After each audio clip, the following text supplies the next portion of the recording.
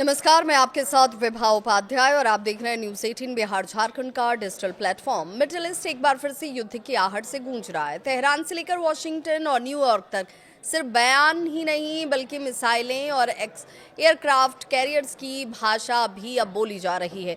Iran ने पहली बार खुले शब्दों में कह दिया है कि अगर हम पर हमला हुआ तो इलाके में मौजूद दुश्मन ताकतों का हर बेस, हर फैसिलिटी और हर एसेट हमारा टारगेट होगा। ये चेतावनी किसे है, क्यों दी गई है और क्या मिडिल ईस्ट एक बड़े युद्ध की तरफ आगे बढ़ रहा है?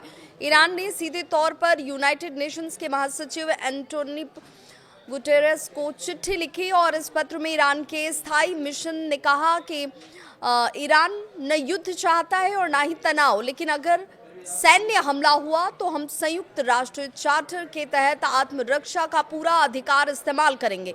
ईरान ने साफ किया कि यह जवाब निर्णायक होगा, समान स्तर का होगा और क्षेत्र में मौजूद दुश्मन सैन्य ढांचे को निशाना बनाएगा। ईरान ने अपने पत्र में यूएन चार्टर के आर्टिकल 51 का जिक्र किया। यह आर्टिकल किसी भी देश को आत्मरक्षा में सैन्य कार्रवाई का अधिकार देता है। मतलब साफ है, अगर पहला हमला हुआ तो ईरान जवाब को कानूनी और वैध बताने की तैयारी में है।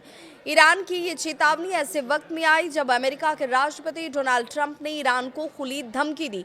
ट्रंप ने कहा ईरान को अगले 10 दिनों में एक की डील करनी होगी और वरना बुरी चीज़ें हो सकती हैं। ये बुरी चीज़ें क्या होंगी उससे भी समझना होगा।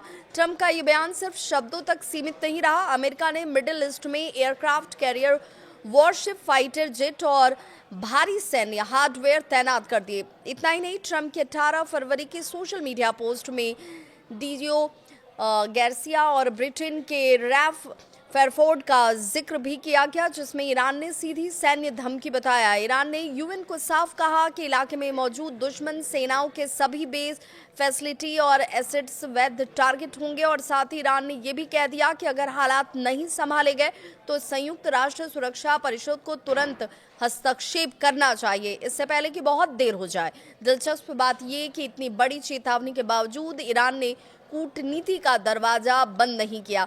ईरान ने कहा कि हम अमेरिका के साथ न्यूक्लियर बातचीत में गंभीरता, रचनात्मकता और अच्छी नीयत से शामिल होने को तैयार हैं।